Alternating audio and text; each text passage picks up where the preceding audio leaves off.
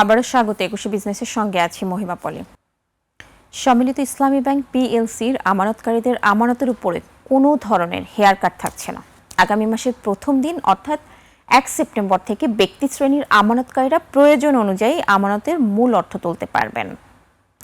এক বিজ্ঞপ্তিতে এই তথ্য জানিয়েছে বাংলাদেশ ব্যাংক। বিজ্ঞপ্তিতে আরও জানানো হয়, আজ মঙ্গলবার বাংলাদেশ ব্যাংকের গভর্নর মোহাম্মদ মুস্তাকুর রহমানের সঙ্গে সম্মিলিত ইসলামী ব্যাংকের চেয়ারম্যান কাজী শায়রুল হাসান ও ব্যবস্থাপনা পরিচালক আবেদুর রহমান শিকদার সাক্ষাৎ করেছেন। এই সাক্ষাতের পর এই নির্দেশনা আসে। বাংলাদেশ ব্যাংক জানায়, গত বছরের 29 ডিসেম্বরের ঘোষিত স্কিম অনুযায়ী ইতোমধ্যে আমানতকারীদের অর্থ ফেরত দেওয়া হচ্ছে। পাশাপাশি আগামী 1 সেপ্টেম্বর থেকে ব্যক্তি আমানতকারীরা আল ওয়াদিয়া চলতি হিসাব, মুদারাবা সঞ্চয় হিসাব ও মুদারাবা মেয়াদি আমানতের মূল অর্থ প্রয়োজন অনুযায়ী তুলতে পারবেন। সেজন্য প্রয়োজনীয় ব্যবস্থা নিতে সম্মিলিত ইসলামী ব্যাংককে নির্দেশনা দেওয়া হয়েছে।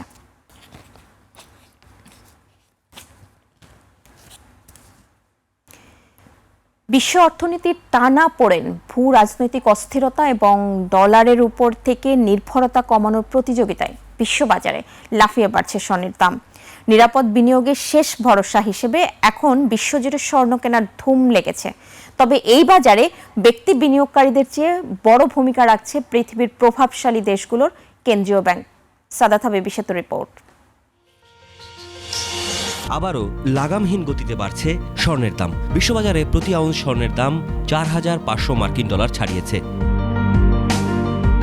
ওয়ার্ল্ড গোল্ড কাউন্সিলের সর্বশেষ পরিসংখ্যান অনুযায়ী বিশ্বের বৃহত্তম অর্থনৈতিক সামরিক পরাশক্তিগুলো তাদের আন্তর্জাতিক রিজার্ভে সোনার অনুপাত রেকর্ড পরিমাণ বাড়িয়ে চলেছে। পরিসংখ্যান বলছে, পশ্চিমা দেশগুলো যেমন আমেরিকা, জার্মানি বা ফ্রান্স বহু বছর ধরেই ঐতিহাসিকভাবে তাদের সুবিশাল স্বর্ণের মজুদ ধরে রাখলেও সাম্প্রতিক বছরগুলোতে নতুন করে সোনা ক্রয়ের দৌড়ে সবচেয়ে এগিয়ে রয়েছে উদীয়মান দেশের অর্থনীতিগুলো। বিশেষ করে চীন, রাশিয়া ও ভারত তাদের বৈদেশিক মুদ্রার উপর মার্কিন ডলারের একচ্ছত্র প্রভাব কমাতে এবং ভূ রাজনৈতিক ঝুঁকি এড়াতে অবিরাম সোনা কিনে চলছে। বিশ্লেষকদের মতে, কেন্দ্রীয় ব্যাংকগুলোর এই আগ্রাসী কেনাকাটা বিশ্ববাজারে সোনার দামকে নতুন উচ্চতায় নিয়ে যাচ্ছে। আর এতে স্পষ্ট, ভবিষ্যৎ বৈশ্বিক মন্দা কিংবা অর্থনৈতিক সংকট মোকাবেলায় বিশ্বমোড়লদের সবচেয়ে বড় হাতিয়ার হয়ে উঠবে স্বর্ণ। সাদাত হাবিবি সেতু, একুশে টেলিভিশন, ঢাকা।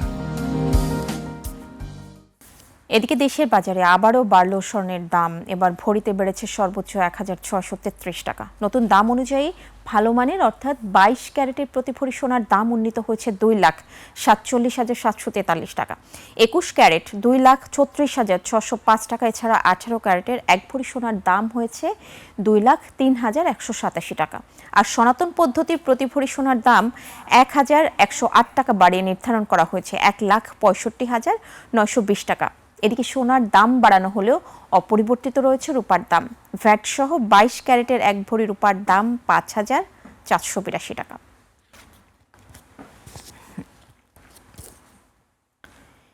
ইরানের অর্থনীতিকে বিশ্ব থেকে বিচ্ছিন্ন করতে বড় ধরনের অর্থনৈতিক বিধিনিষেধ ঘোষণা করেছে যুক্তরাষ্ট্র। মার্কিন অর্থমন্ত্রী স্কট বেসেন্ট ওয়াশিংটনে এক সংবাদ সম্মেলনে ঘোষণা দেন। তিনি জানান, বিশ্বের অন্য কোনো দেশ ও কোম্পানি যাতে তেহরানের সঙ্গে ব্যবসা করতে না পারে তা নিশ্চিত করাই এসব বিধিনিষেধের উদ্দেশ্য। এদিকে ইরান স্পিকার মোহাম্মদ বাঘের গালিবাফ বলেছেন, অন্য দেশের বাণিজ্য সীমিত করার অবস্থানে নেই যুক্তরাষ্ট্র। তাফসির ফিজার রিপোর্টে। ইরানের উপর অর্থনৈতিক চাপ আরও বাড়িয়ে কঠোর নিষেধাজ্ঞা আরোপ করতে যাচ্ছে যুক্তরাষ্ট্র।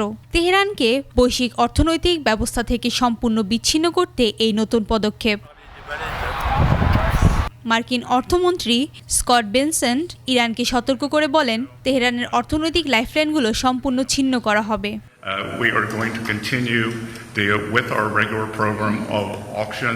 এছাড়া ওয়াশিংটনের কর্মকর্তারা জানান, ইরানের উপর নিষেধাজ্ঞা 5টি গুরুত্বপূর্ণ খাতকে লক্ষ্য করে আরোপ করা হবে, যার মধ্যে রয়েছে ডিজিটাল সম্পদ, প্রযুক্তি, স্বর্ণ, বিমান চলাচল এবং নৌ পরিবহন। পাশাপাশি ইরানকে সহায়তা করার অভিযোগে 60টি জাহাজ ও ব্যক্তির উপর নিষেধাজ্ঞা দেওয়া হবে।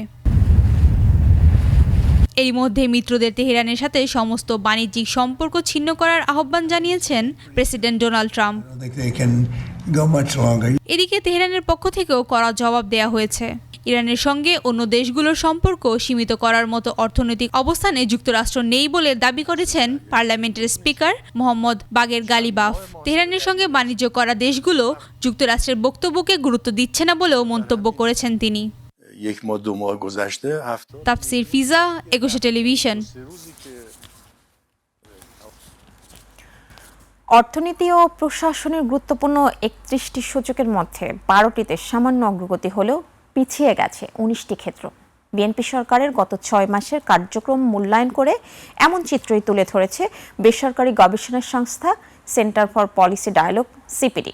অর্থনীতিবিদ ডক্টর দেবপ্রিয় ভট্টাচার্য বলেন, সরকারের সদিচ্ছা থাকলেও সঠিক সমন্বয় ও সক্ষমতার অভাবে এখনও কোনো টেকসই সংস্কার দৃশ্যমান নয়। মানিক শিকদার রিপোর্ট। বিএনপি সরকারের দায়িত্ব নেয়ার 6 মাস পূর্তিতে দেশের অর্থনৈতিক ও প্রশাসনিক ব্যবস্থার খতিয়ান তুলে ধরল গবেষণা সংস্থা সিপিডি। যেইটুক গ্রোথ হয়েছে আমরা এটা ব্যাখ্যায় লিখেছি যে এটার কারণ হলো বেঞ্চমার্কটা খুবই লো। অর্থনীতিবিদ ডক্টর দেবপ্রিয় ভট্টাচার্যের মূল্যায়নে উঠে আসে 31টি অর্থনৈতিক সূচকের চিত্র, যার 12টিতে এসেছে কিছুটা সুবাতাস আর অবনতি ঘটেছে বাকি 19টিতে। সার্বিক পরিস্থিতিতে প্রলম্বিত হচ্ছে দেশের অর্থনৈতিক পুনরুদ্ধার। 95টি কারখানা বন্ধ হয়েছে, বিশেষ করে আমাদের এইটা হলো গাজীপুর, সাভার, আশুলিয়া, নারায়ণগঞ্জ, নরসিংদী এলাকাতে, এবং প্রায় 62,000 মানুষ কাজ হারিয়েছে বলে আমাদের হিসাব। সিপিডির পর্যালোচনায় অন্যতম বড় উদ্বেগের কারণ হিসেবে স্থান পেয়েছে উৎপাদন ও শিল্প খাত। তীব্র গ্যাস সংকটে শিল্প উৎপাদন মারাত্মকভাবে ব্যাহত হচ্ছে। একই সাথে প্রশাসনিক পদায়নে পেশাদারিত্বের চেয়ে রাজনৈতিক পরিচয় প্রাধান্য পাওয়ার অভিযোগ করা হয়। গভীর উদ্বেগ জানানো হয় আইনশৃঙ্খলা পরিস্থিতির অবনতি, মব এবং সংখ্যালঘুদের উপর নিপীড়ন বন্ধ না হওয়া নিয়ে। সরকারের পক্ষ থেকে বারবার বলা হয়েছে জিরো টলারেন্স যে আইন প্রয়োগের ক্ষেত্রে, এবং এটা দেখা হবে, কিন্তু তারপরেও আমরা দেখেছি মব সহিংসতা অব্যাহত থেকেছে। আমাদের চেষ্টা করা উচিত কিভাবে শিল্পায়নের মাধ্যমে আমরা শোভন কর্মসংস্থান করতে পারি। তবে সব নেতিবাচকতার মাঝে ইতিবাচক কিছু উদ্যোগের প্রশংসা করেছে সিপিডি। 10,000 টাকা পর্যন্ত কৃষকের যে ঋণ ছিল এটাকে মাফ করে দিয়েছে, এটাকে আমরা ইতিবাচক বলে মনে করি। উচ্চমাত্রায় কর আরোপ কিংবা উচ্চাভিলাষী বাজেটের চেয়ে সিপিডির তাগিদ জরুরি ভিত্তিতে শিক্ষা, স্বাস্থ্য ও সামাজিক সুরক্ষা জোরদার করা। ওনারা জনতুষ্টিবাদী যে পদক্ষেপগুলো নিচ্ছেন সেগুলি মনোগ্রাহী হলেও কঠিন অর্থনীতির ভিত্তিতে আমাদের বিনিয়োগ, বাণিজ্য, কর্মসংস্থান ইত্যাদির বিষয়টি অনেক বেশি গুরুত্বপূর্ণ। মানিক শিকদার, একুশে টেলিভিশন, ঢাকা। মনে করি যে প্রেস ব্রিফিং এর চেয়ে বেশি হলো। গ্রীষ্মকাল ছাড়া বছরের অন্য সময় পাকা কাঁঠাল দেখা যায় না বললেই চলে। তবে এখন 12 মাসেই পাকা কাঁঠাল পাওয়া যাচ্ছে চুয়াডাঙ্গার জীবননগরের মানিকপুর গ্রামে। এই গ্রামের কৃষি উদ্যোক্তা সজল আহমেদ লাগিয়েছেন 12 মাসি কাঁঠাল গাছ। সম্পূর্ণ আঠাবিহীন হওয়ায় এই কাঁঠালের কদর বেড়েছে অনেক। বছরের সব সময় পাকা কাঁঠাল খেতে আসছেন খাদ্যরসিকরা। চুয়াডাঙ্গা প্রতিনিধি আতিয়াউর রহমানের তথ্য ভিডিওতে মাসুম আলিসার রিপোর্ট। গরমের ফল কাঁঠাল এখন মিলছে বছর জুড়ে। বিশেষ এই কাঁঠাল পরিচিত 12 মাসি ভিয়েতনামি কাঁঠাল নামে। ভেতরের কোষগুলো গাঢ় কমলা রঙের, সম্পূর্ণ আঠাবিহীন হওয়ায় অনেক কদর বেড়েছে এই কাঁঠালের। বাগানে প্রবেশ করলেই পাকা কাঁঠালের মৌ সুগন্ধ। গাছের গোড়া থেকে মাথা পর্যন্ত ঝুলছে বিভিন্ন আকৃতির কাঁচা পাকা কাঁঠাল। 4 বিঘা জমিতে শতাধিক 12 মাসি কাঁঠাল গাছের এক বিশাল বাণিজ্যিক বাগান গড়ে তুলেছেন জীবননগরের মানিকপুর গ্রামের কৃষি উদ্যোক্তা সজল আহমেদ। থাইল্যান্ডে গিয়েছিলাম, যার পরে আমি নিজেই কাঁঠাল খাইছি, কাঁঠাল বাগান ভিজিট করেছি। করার পরে কাঁঠালগুলো দেখে ভালো লাগলো যে কাঁঠাল কিন্তু বাংলাদেশ থেকে আস্তে আস্তে হারাই যাচ্ছে।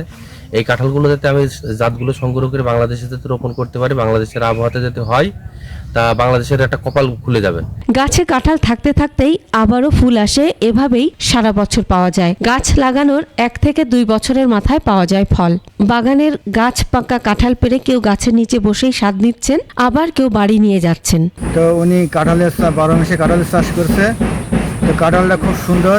ভিয়েতনামি 12 মাসি কাঁঠাল, এই কাঁঠালে আমরা বছরে একবার সার দিই, বেশি দেওয়া লাগে না, এমনি নর্মাল মাটিতেই হয়। 12 মাসি কাঁঠাল আছে নাকি সজলের এই জায়গায় দেখছি মা এখানে কাঁঠাল রয়েছে। এটা 12 মাসি পিঙ্ক কাঁঠাল, এটা বছরে সবসময় গাছে থাকে। কৃষি বিভাগ জানায় সজলের বাগানের এক একটি কাঁচা পাকা কাঁঠালের ওজন 5 থেকে 7 কেজি। বড় সাইজের একটি কাঁঠাল বিক্রি হচ্ছে 1200 থেকে 1400 টাকায়, বিক্রি হচ্ছে 200 টাকা কেজি দরেও। যেহেতু আমাদের দেশে কাঁঠাল হয়, এই আটাবিহীন কাঁঠালটিও আমাদের দেশে মানে আবহাওয়ায় এটা সুইটেবল হবে। কৃষকদের 12 মাসই এই কাঁঠাল চাষে উদ্বুদ্ধ করতে কৃষি সম্প্রসারণ অধিদপ্তর কাজ করছে। মাসুম আলিসা, 21 টেলিভিশন। এবার এশিয়ার প্রধান শেয়ার বাজারের খবর। সূচকের মিশ্র প্রবণতা দেখা যাচ্ছে এশিয়ার বেশিরভাগ পুঁজিবাজারে। জাপানি শেয়ার বাজার নিকি সূচক 313 পয়েন্ট বেড়ে দাঁড়িয়েছে 65,841 পয়েন্টে। কমেছে হংকংয়ের শেয়ার বাজার। হ্যাংসেং এর সূচক 28 পয়েন্ট কমে অবস্থান করছে 25,488 পয়েন্টে। বেড়েছে সিঙ্গাপুর এসটিআই সূচক, এটি 27 পয়েন্ট বেড়ে অবস্থান করছে 5,708 পয়েন্টে। চীনের শেয়ার বাজার সাংহাই কম্পোজিট ইন্ডেক্সে অবস্থান করছে 3,940 পয়েন্টে, যা আগের দিনের চেয়ে 39 পয়েন্ট বেশি। বোম্বের সেন্সেক্স 30 ইন্ডেক্সে দেখা যাচ্ছে নিম্নমুখী প্রবণতায়। সেন্সেক্সের সূচক 134 পয়েন্ট কমে অবস্থান করছে 77,234 পয়েন্টে। কমেছে থাইল্যান্ডের থাই স্টক এক্সচেঞ্জের সূচক, এটি 2 পয়েন্ট কমে অবস্থান করছে 1,598 পয়েন্টে। দর্শক, নিচ্ছি ছোট্ট একটা বিরতি। বিরতির পর দেশের অর্থনৈতিক পরিস্থিতি নিয়ে কথা বলবো ইকোনমিক রিপোর্টার্স ফোরাম ERF এর সাবেক সাধারণ সম্পাদক SM রাশিদুল ইসলামের সঙ্গে। তখন থাকবেন সাদাত হাবিবি সেতু।